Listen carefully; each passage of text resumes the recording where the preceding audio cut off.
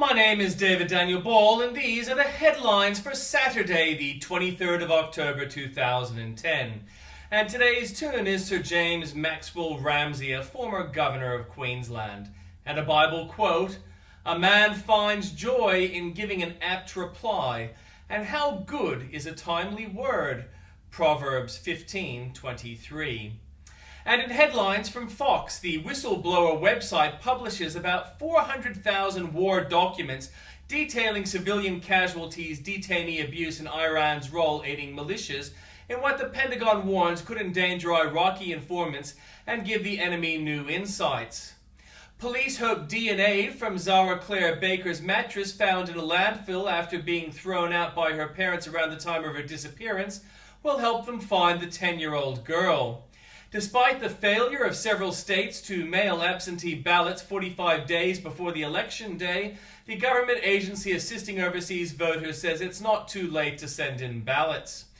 Listeners' reps weigh in on NPR's firing of Fox News analyst Juan Williams, admitting it was poorly handled, then defends the action as necessary. And in breaking news from news.com.au, a New Zealand fundraising consortium was reported to have run foul of US tycoon Donald Trump for using the card-playing term Trump card. Police have raided Victoria's only late-term abortion clinic where an anaesthetist is suspected of deliberately infecting his patients. Alabama's prosecutor Don Valeska and the father of Tina Thomas Watson have emerged smiling from a courtroom in Birmingham after a grand jury came to a decision on whether or not to charge Gabe Watson with murder. A taxi driver will face court charged with indecently assaulting a female passenger in South Sydney. A woman has been sexually assaulted on a train in South Sydney, police say. From New South Wales and the ACT, Morris Yema says Joe Tripodi leaving would have no effect on Labour's prospects. They're gone. The Great Australian Dream is dying in Sydney, with the number of houses within a 15-kilometre radius of the CBD rapidly decreasing. A Sydney woman was indecently assaulted as she walked home from a train station early this morning. From Queensland, access to Tiwa Beach is currently closed following the discovery of a chemical device which may be dangerous to the public.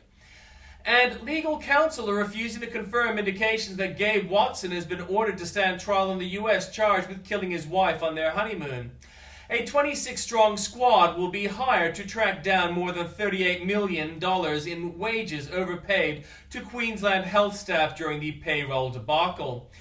From Victoria, police this morning raided a Croydon sexual health clinic in an investigation into a doctor with hepatitis C. Victoria's Director of Public Prosecutions has made an unprecedented plea to his staff to stop leaking against his office. Desperate Victorians are having their dreams of parenthood shattered because of a ridiculous new IVF law. Almost 200 police officers and 10,000 emails have been caught up in a scandal that has rocked Victoria Police. A drug dealer who sold cocaine to Geelong star Matthew Stokes has been jailed for at least a year. There's nothing new from the Northern Territory. From South Australia, bankrupt winemaker Andrew Garrett tried to pass off a document no more valuable than monopoly money to pay off a debt, a court has heard. Adelaide's first foreign university, Carnegie Mellon, will close within 12 months if enrollments do not improve, sources say. More than $6 million has been paid out to solve the ambulance officer's toxic uniform debacle, and there are concerns the taxpayers' bill could go even higher. Opposition leader Isabel Redmond has vanished from public spotlight since the election in a bid to train scrutiny on Labour's leadership rumblings. Tim Johnston, the chief of failed fuel pill company Firepower, has told a court the federal government department Austrade helped boost his company's profile overseas. Also from Western Australia, 31 cases of elective surgery have been cancelled across WA hospitals because of industrial action from hospital support staff. And there's nothing new from Tasmania.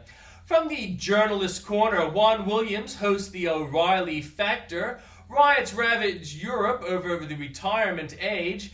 Geraldo interview with General Petraeus. And in comments by Bill O'Reilly, a disgraceful decision by the National Public Radio outfit. By Ellen Ratner, National Politburo Radio. President Obama's comments about American prosperity are no joke, says Phil Kerpen. Sarah Palin says we must have an honest discussion about the jihadist threat. Tom Borelli, Obama stimulates big business allies, not the economy. From Andrew Bolt, they won't be going to East Timor at least. And Blog Reader, I was at Guantanamo and no Hicks lies. Apartheid justice is as useless as it is offensive. Wilder's judges are the real danger.